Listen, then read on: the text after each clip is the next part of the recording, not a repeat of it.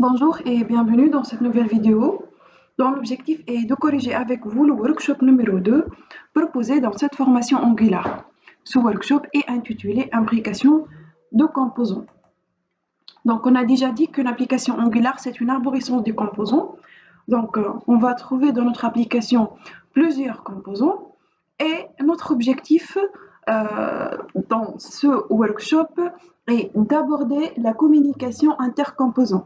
D'accord? Donc, on va voir ensemble comment on va assurer des canaux de communication entre les différents composants qu'on a dans notre application.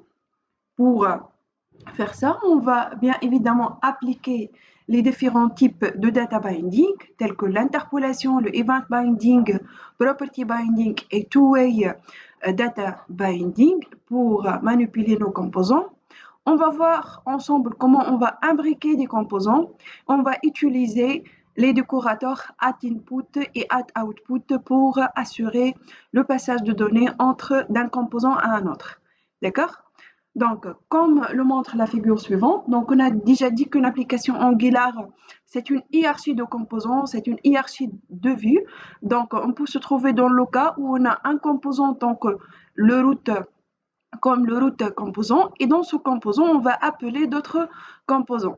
Donc, dans le root composant, on a appelé le child ou le composant A et le composant B. Donc, dans ce cas, on va considérer le root composant en tant que composant parent et on va considérer le composant A et le composant B en tant que composant fils à ce composant, d'accord? Donc, comme si on a une relation d'héritage entre les différents composants qu'on a dans notre application. Donc, notre objectif est de savoir comment imbriquer des composants, donc comment on va faire pour intégrer ce composant A et ce composant B dans le root composant et d'assurer la communication intercomposante, d'accord? C'est-à-dire comment on va faire pour envoyer des données d'un composant parent vers un composant fils et comment on va faire pour envoyer des données dans le sens inverse, c'est-à-dire d'un composant fils à un composant parent. Donc, comme le montre la figure suivante, on va utiliser le property binding et le event binding.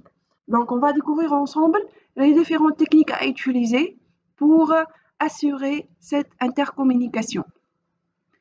Donc, dans ce workshop, on va travailler sur l'étude de cas application au commerce. Donc, on va travailler sur une application de type SPI.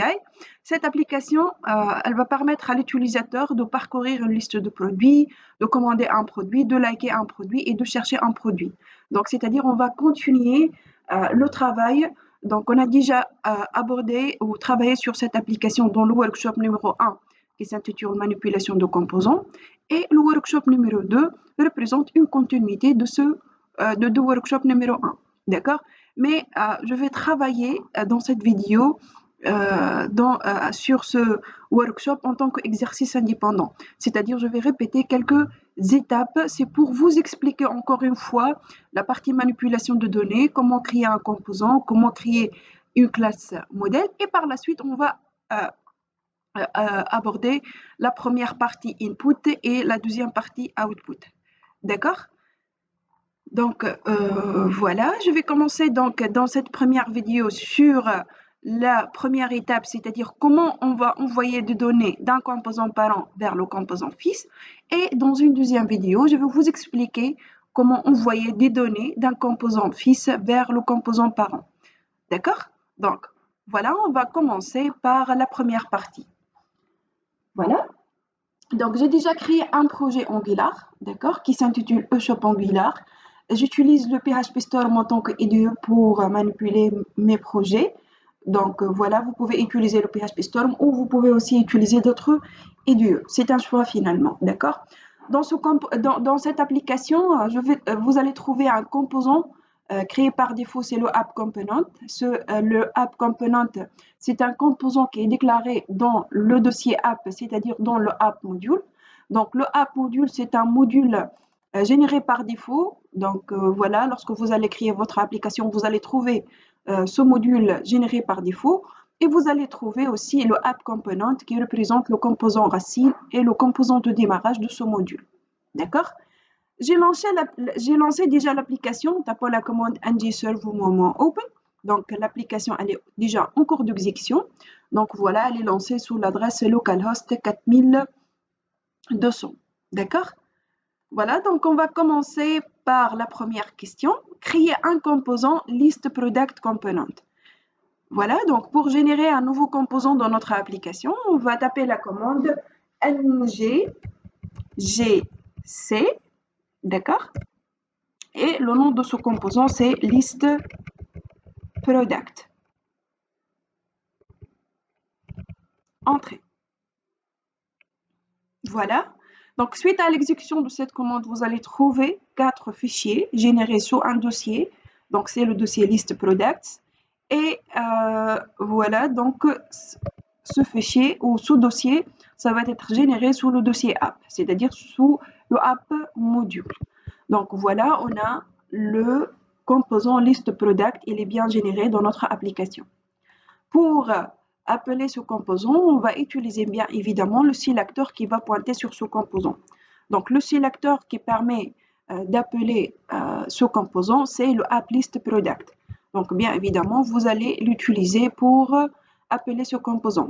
Donc, je vais aller vers le composant racine, c'est-à-dire dans le template de composant racine, et je vais utiliser le sélecteur, voilà, pour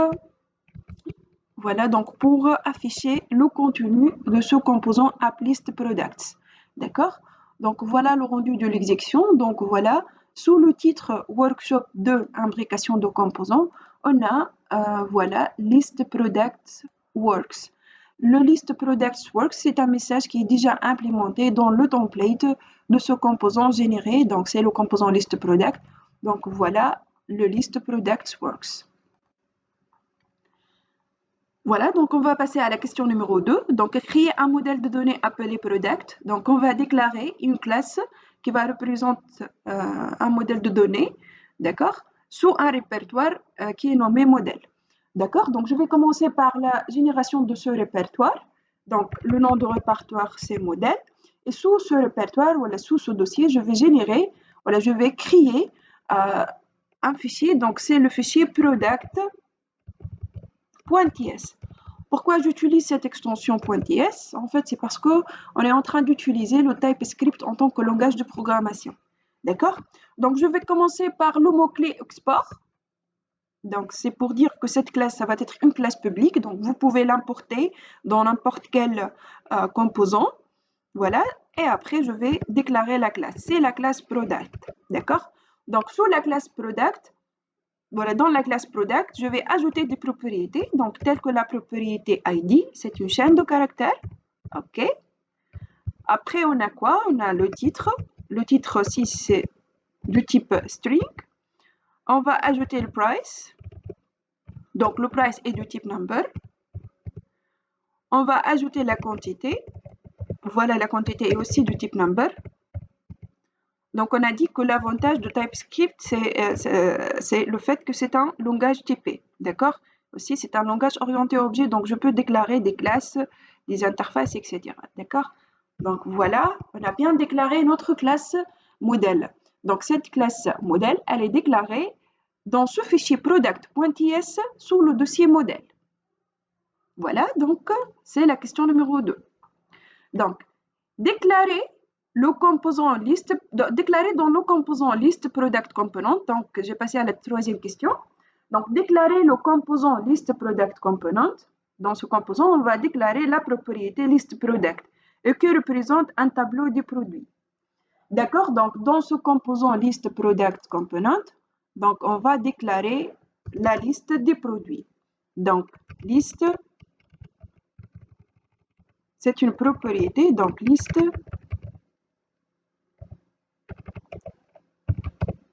products. Donc, c'est quoi le type de cette liste de produits? C'est un tableau des produits. D'accord? Donc, product, tableau. Voilà. Donc, bien évidemment, on a importé le fichier product.ts où on a déjà déclaré notre classe modèle product. Donc, voilà la liste des produits, c'est un tableau. Maintenant, on va affecter des données à ce tableau. Donc, bien évidemment, on va utiliser la méthode ngOnInit, c'est-à-dire lors de l'initialisation de ce composant list product component, on va affecter des données à cette liste qui est déjà déclarée. D'accord? Donc, pour faire ça, je vais appeler la liste. Donc, this list product est égal à quoi? Est égal à un tableau. Un tableau de quoi? Un tableau du produit. D'accord? Donc, je vais commencer par le premier produit. Donc, voilà, on a l'ID. Donc, je vais donner l'ID, par exemple, 1. Donc, l'ID est du type chaîne de caractères. Par la suite, je vais donner le titre. Donc, par exemple, ici, t-shirt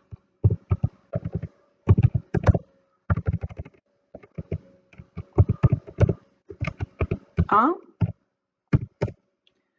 Après, je vais donner la quantité. Donc, la quantité est du type number. Donc, par exemple, je vais donner ici la valeur 10. D'accord? Donc, je vais donner le prix. Donc, par exemple, le prix est égal à 20. Donc, on a le prix aussi du type number. Virgule. Et le nombre de likes, ça va être égal à 0 par défaut. Donc, pourquoi est égal à 0? Parce qu'on va incrémenter par la suite le nombre de likes selon des actions déclenchées par les utilisateurs de notre application. C'est-à-dire, lorsque les utilisateurs ils vont liker ce produit, donc nous, on va incrémenter le nombre de likes associés à ce produit. Voilà, donc je vais déclarer un autre objet. La quantité, par exemple, est égale à ici une valeur aléatoire. Donc, je suis en train d'utiliser des valeurs aléatoires. Mais lorsqu'on va avancer dans notre formation, on va voir comment on va récupérer ces données depuis une base de données. C'est-à-dire on va communiquer avec une autre partie backend, d'accord? Une partie backend qui va gérer une base de données. Mais pour le moment, on va travailler avec des données statiques. Pourquoi? Parce que notre objectif, c'est de comprendre ce framework Angular, cette notion de manipulation de composants. Et après, lorsqu'on va avancer dans notre formation, on va aborder la communication avec la partie backend. D'accord? Donc, le prix dans ce cas, par exemple, est égal à voilà. Et je vais terminer avec un quatrième produit. Donc, voilà l'ID numéro 4. Voilà le titre. Par exemple, dans ce cas, je vais donner une quantité qui est égale à 0. Et voilà, donc les prix, ce sont toujours, comme j'ai déjà mentionné, donc on a toujours des valeurs aléatoires, d'accord? Voilà. Donc, dans le composant list product component, j'ai déclaré la liste qui représente un tableau du produit et dans la méthode ngOnInit qui est implémentée dans ce composant, j'ai affecté des données à cette liste. Voilà. Donc, je vais passer maintenant à la question numéro 4. Donc, la question numéro 4 est créer un composant appelé product component en tapant la commande nggc product. Donc, on va générer un deuxième composant dans notre application. Donc, on a déjà généré le composant list product et je vais maintenant ajouter un autre composant. Donc, pour faire ça, je vais taper la commande nggc product.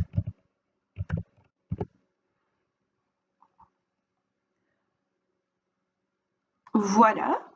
Donc, on a le composant product. Il est bien généré et ajouté à notre produit, à notre projet, je m'excuse. D'accord? Dans ce composant, vous allez trouver le fichier HTML, le fichier CSS, TypeScript et spec. D'accord? Comme le cas de list product et app component. D'accord? C'est quoi l'objectif derrière la création de ce composant? Donc, le composant product sera dédié à l'affichage d'un produit, aussi que l'implémentation des méthodes qui sont liées à un produit. Donc, l'objectif de ce composant, le composant product, c'est le fait d'afficher un seul produit, d'accord? Donc, pour faire ça, dans ce cas, on va dans le fichier TypeScript de ce composant et on va déclarer la propriété product qui représente quoi? Qui représente un produit. Donc, c'est du type produit, d'accord? Maintenant, on va dans la partie template. Donc, l'objectif de ce composant, c'est d'afficher des données liées à un seul composant. D'accord? Donc, on va afficher les données associées à un composant, à un produit. D'accord? Donc, product data.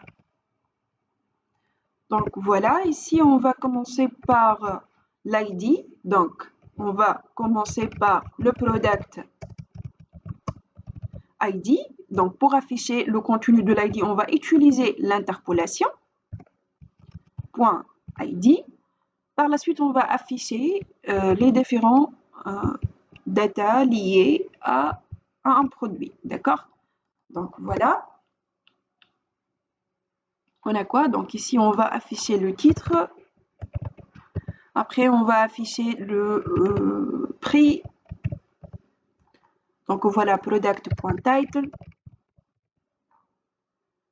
product.price. On va afficher aussi la quantité et le nombre de likes. D'accord?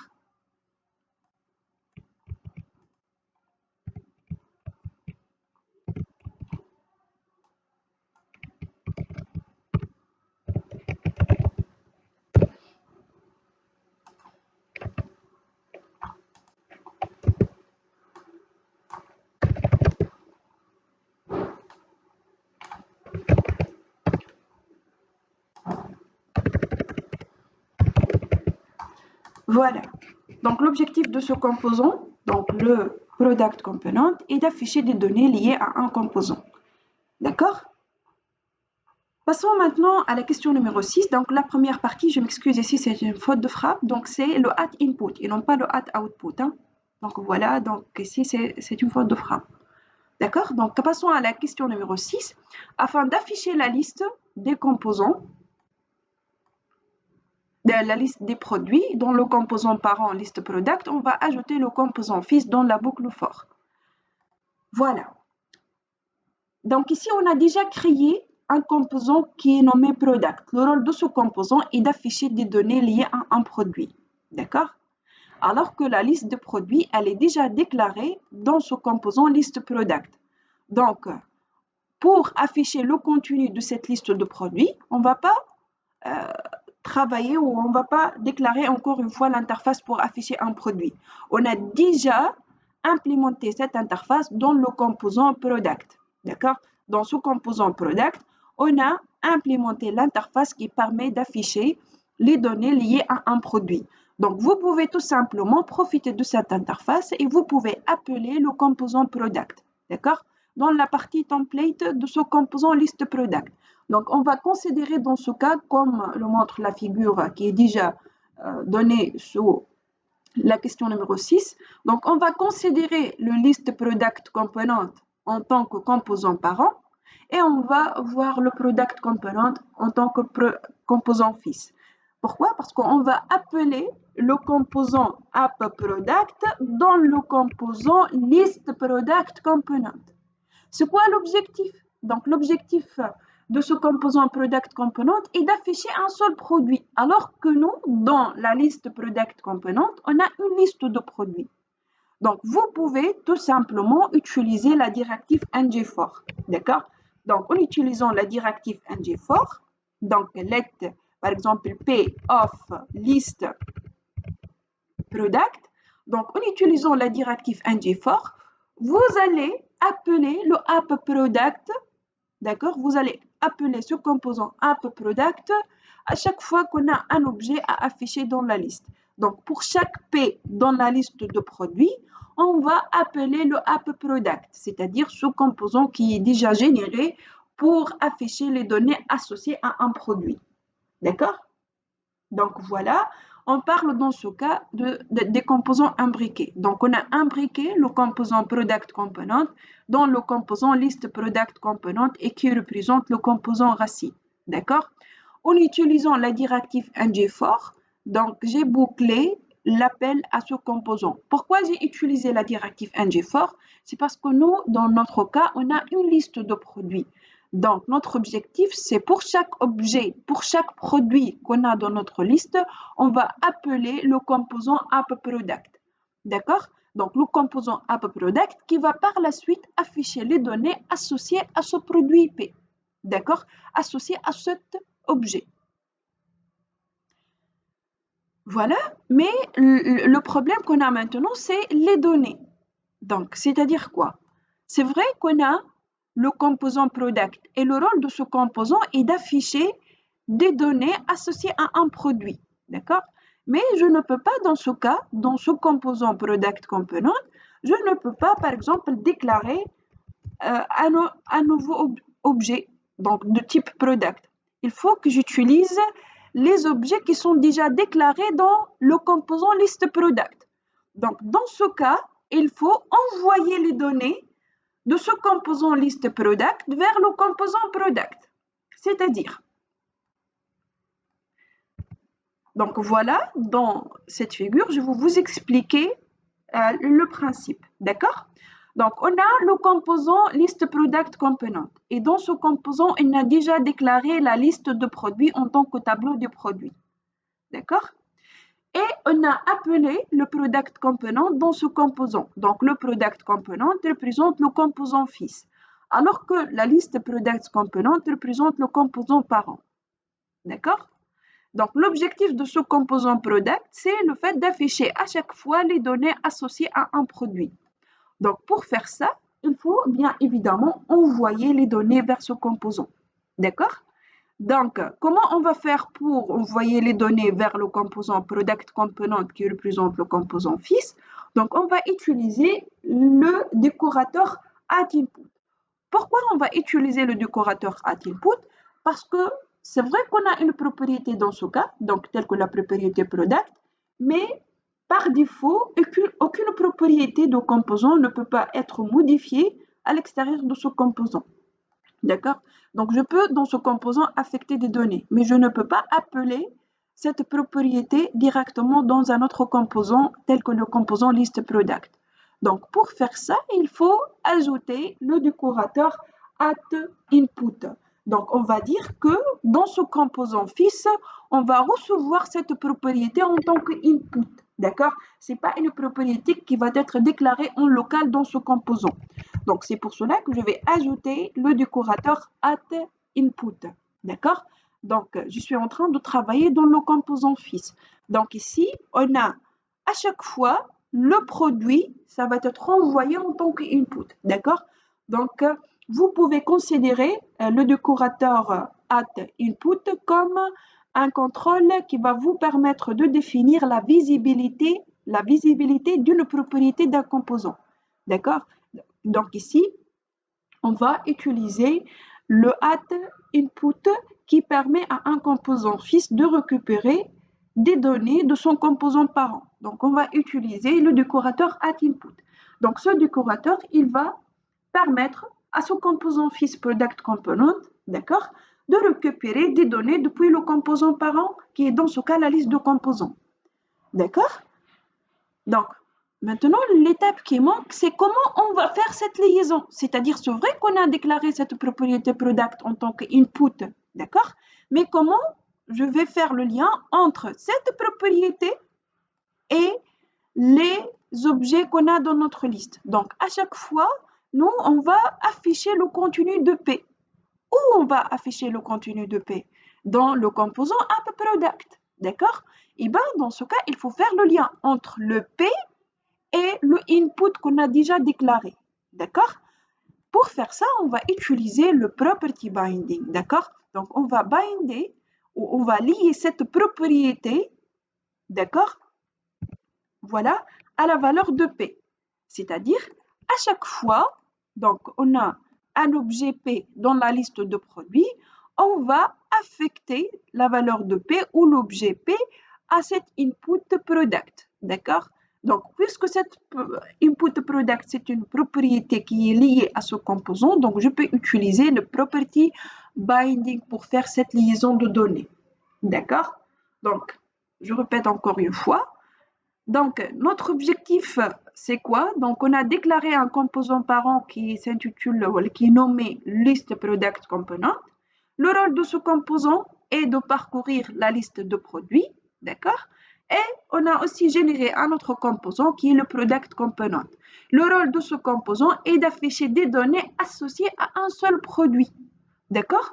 Donc, on a appelé le product component dans ce composant parent. D'accord? Donc, le product component représente le composant fils. Et à chaque fois, ce composant fils, il va afficher les données associées à un objet déclaré dans la liste. Donc, pour définir la visibilité de cette propriété à l'extérieur de ce composant, on a utilisé le décorateur addInput. Donc, le addInput permet à un composant fils de récupérer des données de son composant parent. D'accord? Donc, tout simplement dans la classe productComponent.ts, c'est-à-dire dans le composant fils, j'ai déclaré cette propriété product et j'ai ajouté le décorateur atInput.